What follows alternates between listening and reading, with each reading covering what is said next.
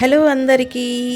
నాటి నేస్తాలు, మన చిన్ననాటి జ్ఞాపకాలు, మాటల్లో మమకారం, కథల్లో మనసు, కుటుంబ కథలకు స్వాగతం, సుస్వాగతం. మరి ఈ శాంతి చెప్పే చక్కని కథలు వినడానికి సిద్ధంగా ఉన్నారా? మనం ఎక్కడికైనా వెళ్ళేటప్పుడు మనతో పాటు ఓ తోడు కోరుకుంటామండి. మరి మనకంటూ జీవితంలో తోడు లేకపోతే ఉండగలమా? ఉండలేమండి. మరి ఈ కథలో కూడా ఒకరికి తోడు కావాలట. మరి అదేమిటో చూసేద్దామా? ఇక కథలోకి వెళ్ళిపోదామండి. కథ పేరు తోడు. రాసినవారు కోటమర్తి హిమబిందు గారు.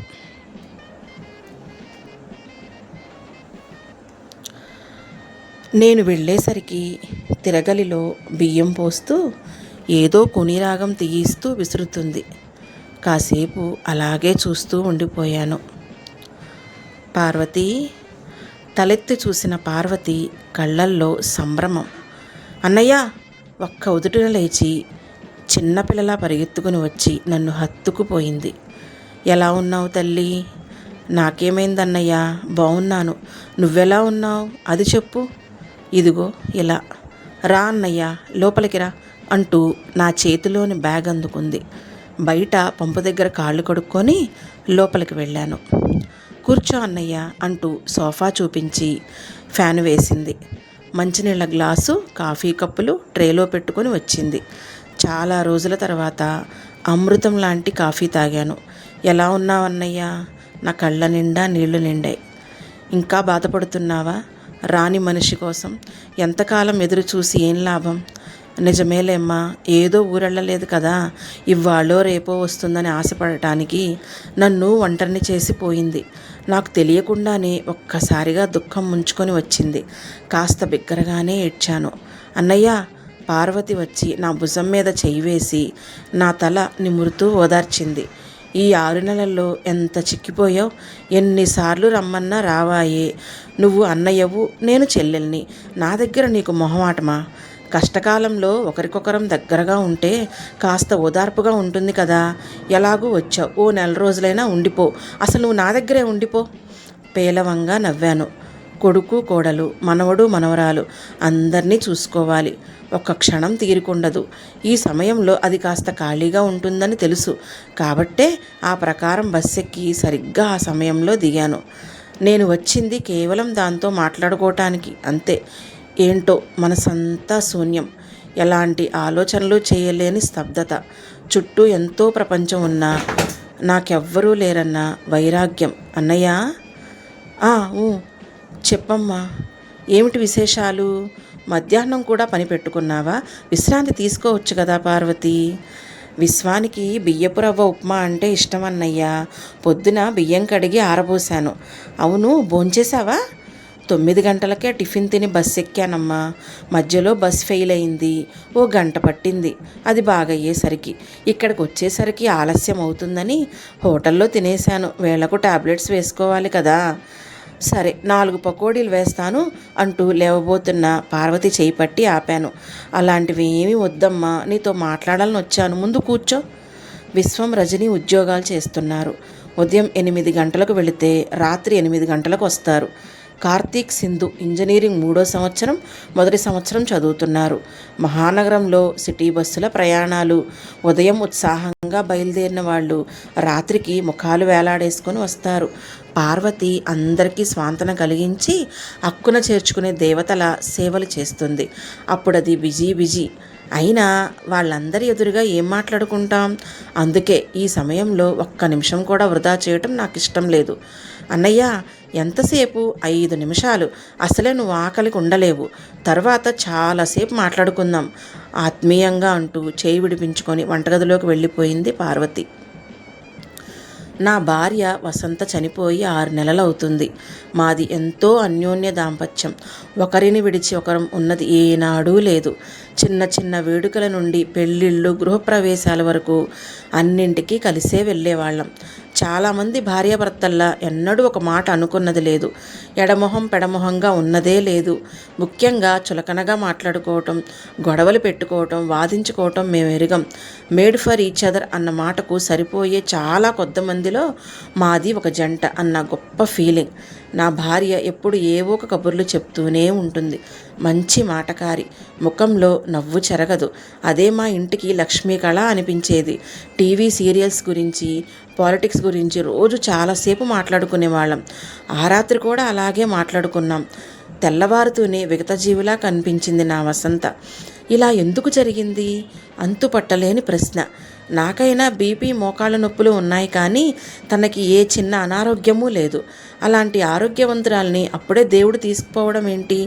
నా జీవితం ఇలా ఎందుకు నాశనం చేశాడు? తర్వాత తెలిసింది హార్ట్ అటాక్ అని. పక్కన ఉన్న నాకు తెలియకుండానే ప్రాణం పోయింది. నేను పిచ్చివాడిలా అయిపోయాను. ఢిల్లీ నుంచి పెద్దబ్బాయి, ముంబై నుంచి చిన్నబ్బాయి భార్యా పిల్లలతో వచ్చారు. ఇంకా బంధువులు, స్నేహితులు, దగ్గరి వాళ్ళు, చుట్టుపక్కల వాళ్ళు అంతా వచ్చారు. నేను ఎవరితోనూ మాట్లాడలేదు. మరి కాసేపటి తర్వాత నా వసంత ఈ కాస్త కూడా కనిపించదు అనుకుంటూ బెంగగా బేలగా ఆమెనే చూస్తూ కూర్చున్నాను. అంతే.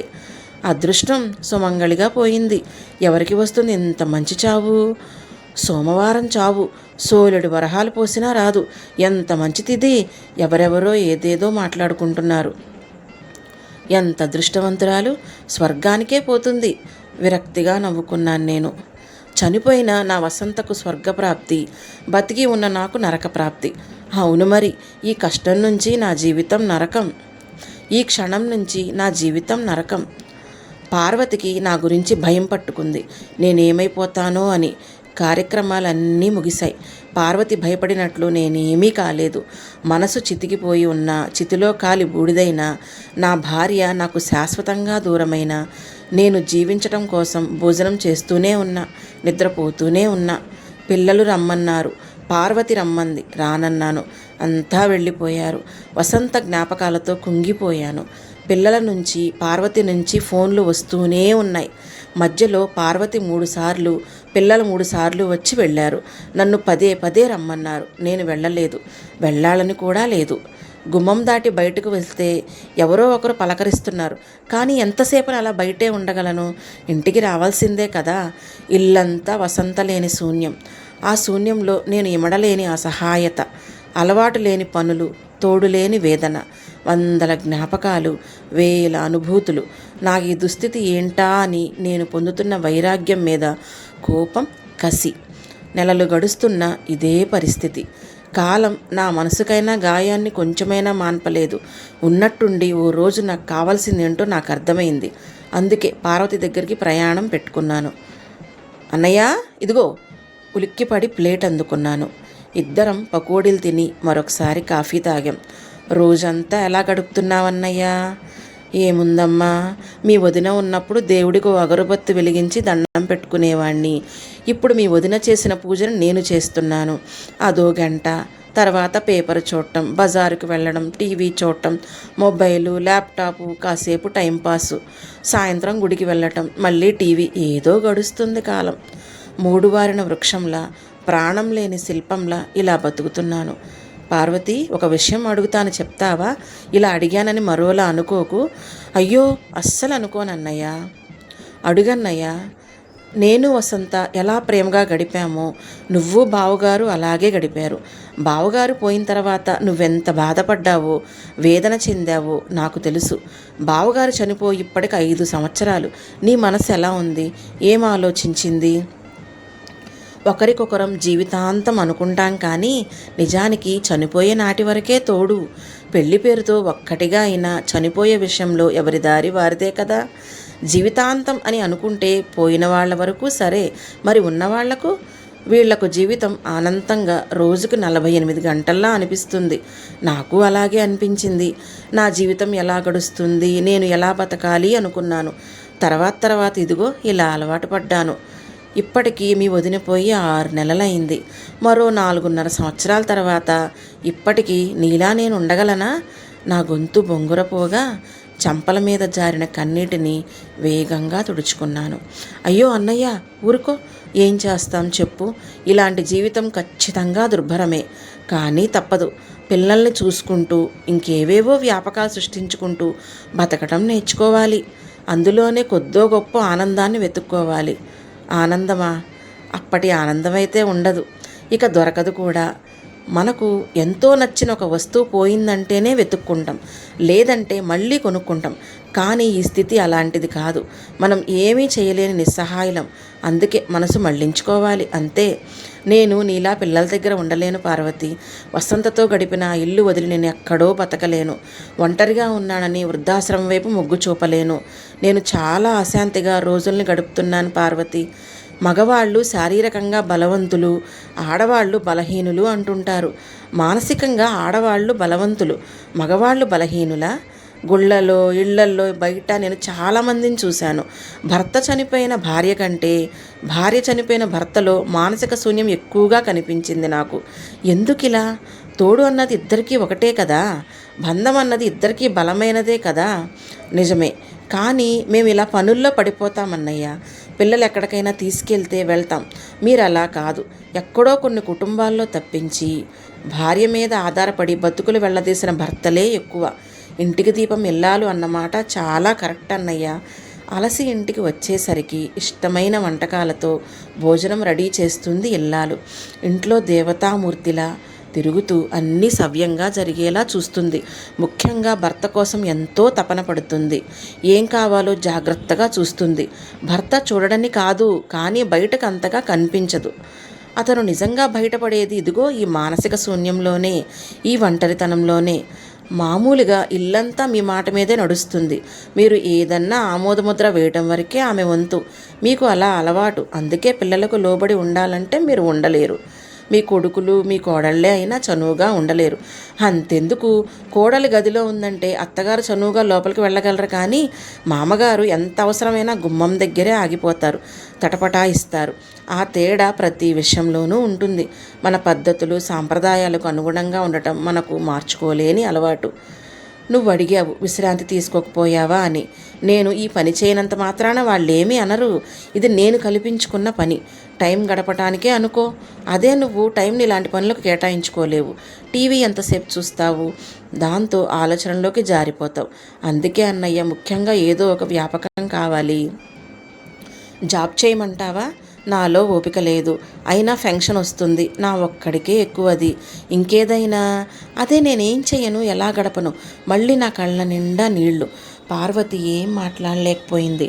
పార్వతి అంటూ నా మనసులో మాట చెప్దామనుకున్న సమయంలోనే కార్తీక్, సింధు వచ్చారు. నా మనసు నీరసించిపోయింది. నన్ను పలకరించి ఎవరో వచ్చి క్లాసులు బంద్ చేయించారు, కాలేజీ ఒక్కపూటే నడిచింది అని పార్వతితో చెప్తుంటే నాకు వినాలని అనిపించలేదు. పార్వతి వడ్డిస్తుంటే మాట్లాడుకుంటూ అంతా భోజనం చేసేశాం. కార్తీక్ ఏదో జోక్ చెప్తే అందరూ నవ్వారు. నేను చిరునవ్వు నవ్వాను. ఇలాంటివి నా మనసుకు దగ్గరగా చేరలేకపోతున్నాయి. పార్వతి గదిలోకి వచ్చి బెడ్ మీద వాలిపోయాను. వసంత ఉన్నప్పుడు ఇలా వస్తే నేను బావగారు ఈ బెడ్ మీద చేరేవాళ్ళం. పనంతా పార్వతి చేస్తూ ఉండేది. వసంత, పార్వతి మాతో మాట్లాడినంతసేపు మాట్లాడి హాల్లోకి వెళ్ళి పడుకునేవాళ్ళు. ఆ విషయం గుర్తొస్తుంటే చప్పున ట్యాబ్లెట్ వేసుకోవాలనేది గుర్తొచ్చింది. మెల్లగా లేచి గదిగుమ్మం దాటబోయి ఆగాను. ఇంకా అంతా డైనింగ్ టేబుల్ దగ్గర మాట్లాడుకుంటున్నారు. విశ్వం, నేను మావయ్యతో వెళుతున్నానురా. అంతా నిశ్శబ్దం. అవునరా, నేను మావయ్యతో వెళ్దామనుకుంటున్నాను. మావయ్య గురించి నాకు చాలా బెంగగా ఉంది. చూశారుగా ఎలా ఎముకల గూడులా అయిపోయాడో. చిన్నప్పుడు ఇద్దరం ప్రాణంగా పెరిగాం. ఇంతకాలం అలాగే ఉంటూ వచ్చాం. కష్టం వస్తే అమ్మా నాన్నకి చెప్పుకుంటాం. మాకు వాళ్ళు లేరు. ఎప్పటి నుంచో ఒకరికొకరం అమ్మా నాన్నగా అయ్యాం. ఇప్పుడు నా అన్నయ్య కష్టంలో ఉన్నాడు. అండగా ఉండాల్సిన బాధ్యత నాది. ఎన్ని రోజులు ఉంటావమ్మా? ఇప్పుడే చెప్పలేనురా. మావయ్య శారీరకంగా, మానసికంగా కోలుకోవాలి. రుచికరమైన భోజనం వండి పెడతాను. మావయ్య ఇష్టపడితే ఏదైనా ప్రదేశాలు తిరిగేసి వస్తాం. మావయ్య మనసుకు దగ్గరగా ఉంటూ జాగ్రత్తగా చూసుకోవాలన్నదే నా కోరిక. అమ్మా, ఇలా అంటున్నానని తప్పుగా అనుకోకమ్మా, ప్లీజ్. నువ్వు లేకుంటే మాకు చాలా ఇబ్బంది అవుతుంది. అందుకే మావయ్యని మనతోనే ఉండమను. మావయ్య ఇక్కడ ఉండడు. అలా ఉండేవాడైతే కొడుకుల దగ్గరికే వెళ్ళలేడా? వెళ్ళమని నువ్వే చెప్పొచ్చు కదా. మురళీ బావ దగ్గరకో వాసు దగ్గరకో వెళ్ళొచ్చు కదా. అలా కాదులేరా, నువ్వేమో ఏదో రూల్ ప్రకారం మాట్లాడుతున్నావు. నేను మామయ్య మనసు తెలిసి ఆయన క్షేమం సంతోషం కోరి మాట్లాడుతున్నాను. నేను లేకపోతే మీకు ఇబ్బంది అసౌకర్యం కలిగే మాట నిజమే. దానికి మీరే ఏదో ఒక మార్గం ఆలోచించుకోండి. 4 రోజులు కష్టంగా అనిపించినా తర్వాత అలవాటు పడిపోతారు. మీ నాన్నగారు చనిపోయిన తర్వాత మనిషి తోడు లేకుండా నేను అలవాటు పడిపోలేదా? నేను బట్టలు సర్దుకుంటాను. రేపే మా ప్రయాణం. రేపు ఎలాగో ఆదివారం కదా, మీరు కూడా కాస్త ప్లాన్ చేసుకోవచ్చు. ఏంట్రా కార్తీక్ అలా బిత్తరపై చూస్తున్నావు? సింధు, నేను లేనని బెంగపడద్దు. శని ఆదివారాల్లో మీరు అక్కడికి రండి. విశ్వం, నువ్వు కోడల్ని తీసుకొనిరా అంటూ పార్వతి రాబోతుంటే గబగబా లోపలికి నడిచి బెడ్ మీద వాలి అటు తిరిగి పడుకుండిపోయాను. అన్నయ్య, నిద్రపోయావా అంటూ పార్వతి పలకరించింది. నేను మౌనంగా ఉండిపోయాను. ఎలా అయిపోయావన్నయ్యా అంటూ పార్వతి నా తల నిమిరేసరికి నాకు కన్నీళ్ళు ఆగలేదు. బలవంతంగా ఏడుపు ఆపుకుంటూ బిగదీసుకొని పడుకున్నాను. పార్వతి వెళ్ళి తన పక్క మీద పడుకుంది. పార్వతి, నేను అడగాలనుకున్న మాట, నా మనసులోని మాట నువ్వే గ్రహించి నీ వాళ్లకు చెప్పి ఒప్పించి నా జీవితానికి ఇంత ఉరట కలిగిస్తామనుకోలేదు. నీకు ఏ రకంగా కృతజ్ఞతలు చెప్పగలను? నా హృదయం ఆక్రోశించింది. చిన్నప్పటి విషయాలు గుర్తుకు వస్తుంటే, ప్రశాంతత నిండిన మనస్సు జోకొడుతుంటే నిద్ర ముంచుకొచ్చింది. ఏ టాబ్లెట్టు వేసుకోవాలనిపించలేదు. పార్వతి కొన్నాళ్ళు నాకు తోడుగా ఉంటుందనుకుంటే, రేపు పార్వతితో నా ప్రయాణం అనుకుంటే బోలెడంత నిశ్చింతగా హాయిగా ఉంది. ఇక హాయిగా నిద్రపోవచ్చు.